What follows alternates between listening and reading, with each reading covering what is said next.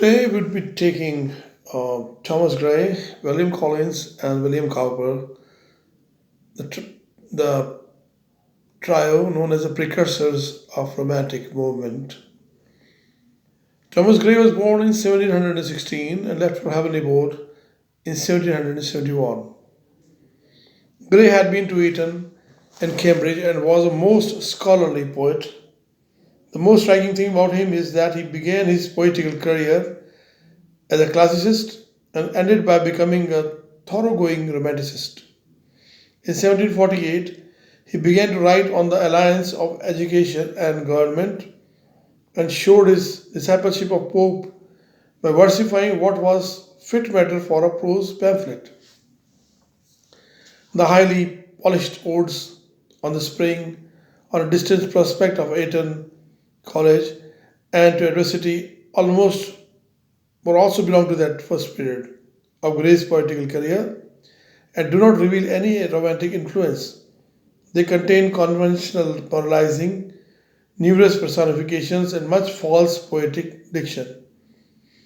In the second period was published Elegy written in a country churchyard, that was in the year 1751, a smooth and graceful poem containing familiar sentiments expressed in admirable quotable phrases. It is not a romantic poem, but it belongs to the churchyard school of poetry, to which also belong Young's Night and Blair's Grave, the sentiment or sentimentality of which was connected with the romantic movement. The third period produced the Pindaric Odes, the progress of poesy, and the bard in which Gray is seen to be well on his way towards romanticism, although there is in them, as Johnson rightly said, a kind of cumbrous splendor that we wish away. Gray's last poems, like the Fatal Sisters and the Descent of Odin, are fundamentally romantic, with their preoccupation with legend and superstition and the romantic past.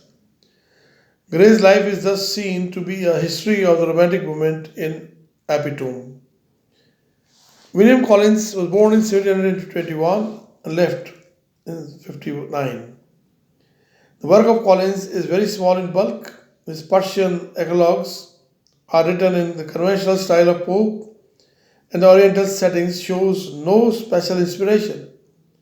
Collins' fame rests on his odes, and for them, in his own time, he got little praise. It is as a lyric poet, as a singer, that he stands out among his contemporaries and claims to be remembered. In the little book of odes, which dropped a stillborn immortal from the press, says Swinburne, there was hardly a single false note, and there were not many less than sweet or strong. There was above all things a purity of music, a clarity of style to which I know of no parallel in English words, from the death of Marvel to the birth of William Blake. The longest and the most ambitious of the poem, Ode to Liberty, contains fine passages. The Ode to Passions and the Ode to Evening are reckoned among the finest compositions.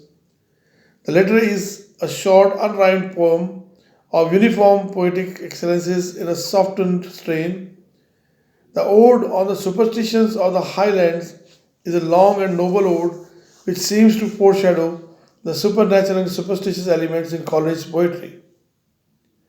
In the same book of odes, there are two short elegies, one beginning How Sleep the Brave, and the other on James Thomson's beginning In Yonder Grave a Dryad Lies, or other lies, which are as captivating as the best of Keats.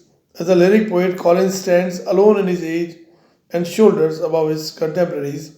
As a lyric poet, says Swinburne, Gray, is simply unworthy to sit at the feet of Collins.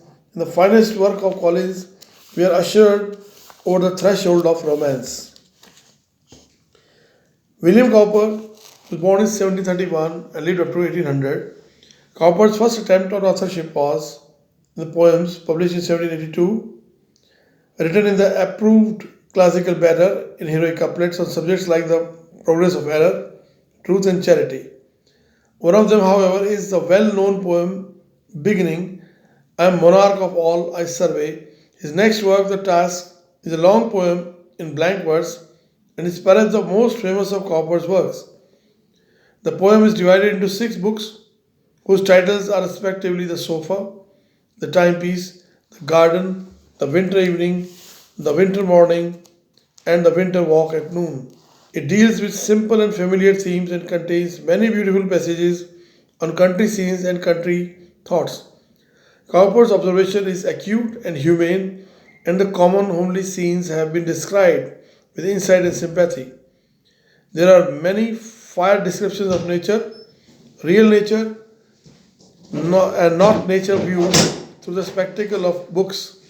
At the end of this volume, we have John Gilpin, a delightful ballad and charming example of Coleridge's prim but sprightly humor. Among his other poems, we may mention The Receipt of My Mother's Picture, which is extremely pathetic and moving, and the powerful but ghastly poem The Castaway, which sounds like the wail of a damned spirit. Cowper did not completely break away from the school of Pope, his avowed didactic purpose. He once wrote, I can write nothing without aiming at usefulness, and his occasional false refinement of diction connect him with the classical school of poetry, but in his broad humanity and in his attitude to nature, Cowper is in sympathy with the spirit of the French Revolution and spirit of Wordsworth.